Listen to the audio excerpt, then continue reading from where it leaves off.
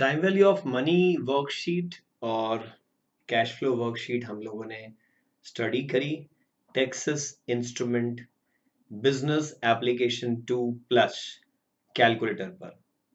अब हम ये देखें कि स्पेशल कैलकुलेटर पर स्टेटिस्टिक्स वर्कशीट किस तरह से यूज की जा सकती है। I am your friend Tarun Mahajan. I am a chartered financial analyst as well as a chartered accountant, and I am teaching CFA and CA students since year 1999. Finance is my area of specialization. If you have any queries, you can WhatsApp me at 98930 40600, or you can mail me at tarunmahajanca@gmail.com. Statistics, खास तौर से जब हमारे पास दो सीरीजेस हों और उनके बीच में कोरिलेशन, रिग्रेशन, इंटरसेक्शन, ऐसी बहुत सारी चीजें आपको कैलकुलेट करनी हो, then how do you do it on your Texas Instrument Business Application 2 Plus calculator? देखिए, न्यूमेरिक की 8 जो है उसका सेकंड यूज है state, that is statistics. So first I'll press second and statistics. If you feel like statistics, देखिए आप तब use कर पाएंगे जब पहले आप डेटा एंटर करें. तो सेकंड एंड न्यूमेरिक की 7 का सेकंड यूज है डेटा. पहले हम डेटा एंटर करना सीखते हैं. x01 मतलब x सीरीज का पहला डेटा, इट इज एक्चुअली 10. 10 के बाद में आप यहाँ प्रेस करेंगे एंटर. देखिए ऊपर क्या क्या कर सकते हैं वो सब आ रहा है. एंटर कर सकते हैं, अप डाउन एरो की यूज कर सकते हैं और इंसर्ट कर सकते हैं बाद में, अगर आप कोई वैल्यू पहले इंसर्ट करना भूल गए थे तो.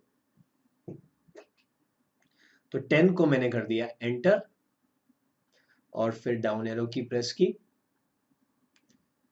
अब देखिए इंसर्ट के साथ में एक डिलीट का ऑप्शन भी आ गया है ऊपर. आप एंटर कर सकते हैं, अप डाउन कर सकते हैं, इंसर्ट और डिलीट कर सकते हैं.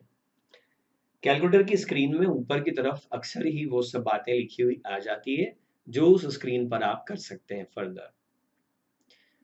अब y सीरीज का पहला डेटा है 17, so I enter 17, then down arrow key. So 8 and 20 are next. 8 enter down. y series का second data is 20, so 20 enter down. 0 and 25, x series का third data is 0, I'll enter 0, down arrow key, 25, enter, down arrow key. x series का चौथा data है -2, so 2 and I'll put minus sign and enter and down arrow key, and 26 and enter and down arrow key. फिर है 12 and 12, so I'll do 12, enter, down arrow key, 12, enter. अब देखिए यहाँ पर आप डेटा इंसर्ट और delete भी कर सकते हैं. जैसे सपोज आप फर्स्ट डेटा की तरफ ही चले जाएं जो कि है 10 और 17. ओके, अब इस 10 को अगर मैं यहाँ से डिलीट करना चाहूँ तो डिलीट के लिए अप एरो की का सेकंड यूज मुझे करना पड़ेगा. So I will say second and delete.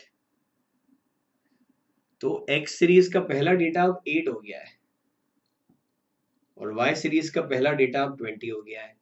x और y का दोनों का पहला डेटा डिलीट हो गया.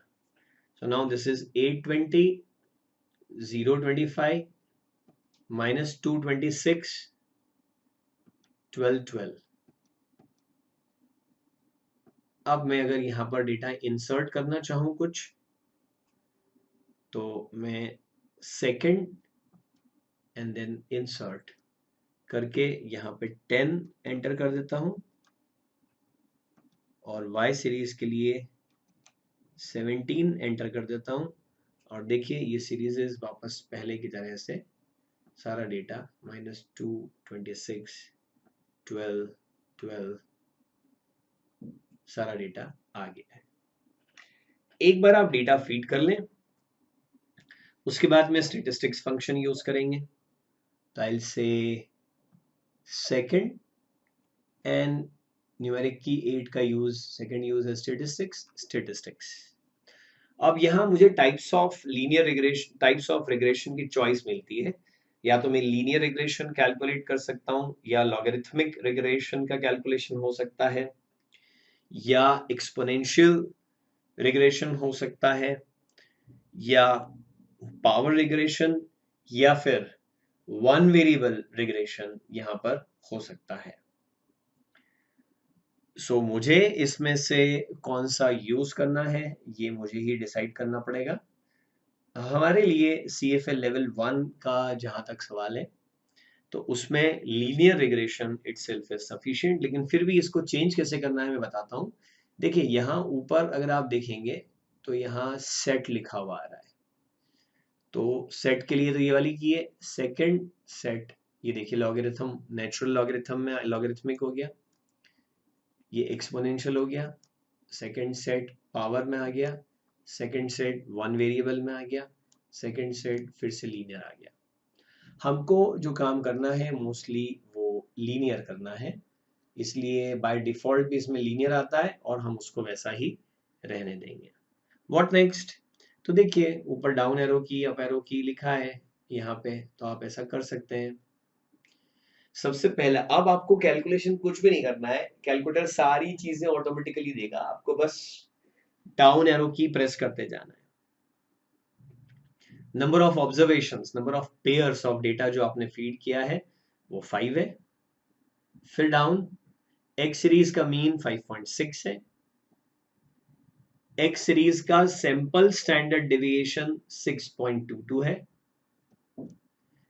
एक्स सीरीज का पॉपुलेशन स्टैंडर्ड डेविएशन 5.57 है, वाई सीरीज का अरिथमेटिक मीन 20 है, वाई सीरीज का सैंपल स्टैंडर्ड डेविएशन 5.79 है, वाई सीरीज का पॉपुलेशन स्टैंडर्ड डेविएशन 5.17 है। अल्फा रिग्रेशन लाइन की जो इक्वेशन होती है y is equal to a plus b x, a जो कि इंटरसेक्शन को बताता है y एक्सिस पर रिग्रेशन लाइन के, वो अल्फा या a या इंटरसेप्ट जो है इट इज 24.97। स्क्रीन पर यहाँ मैंने कुछ और लिखा है, may be this is wrong, ये गलती से टाइप हो गया, इसको इग्नोर करिए। एंड देन शायद हमारा डेटा सेट कुछ अलग हो गया है, और जो डेटा मेरे पास स्टैंडर्ड आंसर लिखा है वो कुछ अलग है। एनीवेज आप कैलकुलेटर पे ध्यान दीजिए, beta is -0.88, regression coefficient is -0.88, correlation coefficient is -0.95, और ये estimated value of x, estimated value of y, summation of x is 28, summation of x square is 312, summation of y series is 100, summation of y square is 2134, summation of x into y is 422। हम एक बार data को check कर लेते हैं कि जो data हमने enter किया था क्या वो सारा डेटा सही है। 10 and 17, 8 and 20, 0 and 25, -2 and 26, 12 and 12।